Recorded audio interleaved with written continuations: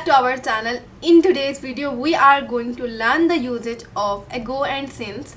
If you ever been confused how to use them correctly, you come to the right place. By the end of this video you will have clear understanding of how to use them correctly. So let's get started. Explanation of ago. Let's start with ago. This is used to talk about something that happened in the past, specifically before the present moment. It's often used specific time reference such as minutes, hours, days, weeks, month or years. Example, I saw her 2 days ago. This means that the speaker saw her 2 days ago before the present moment. And example 2, they moved to the city 6 months ago. In this sentence, this indicates the action moving took place 6 month period to the present moment. Explanation of since. Now let's move to the since. This word is used to indicate the starting point of an action or event that continues to the present.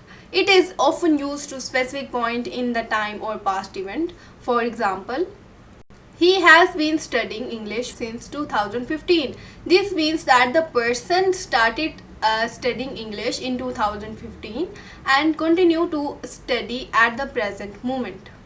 She has been living in London since she graduated.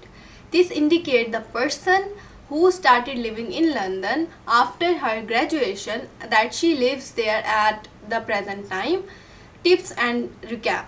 To summarize, ago used to refer the time in the past relative to present moment, while since is used to indicate the starting point of the action or event that continues in the present. Here are some tips to help you to remember. For example, use ago when talking about something that happened before now. Use since when talking about starting point of an ongoing action of the event. Remember, practice is the key. Mastering these concepts, use them in your daily conversations and pay attention to the context and time reference. If you found this video helpful, don't forget to give it a thumb up to our channel. Thanks for watching.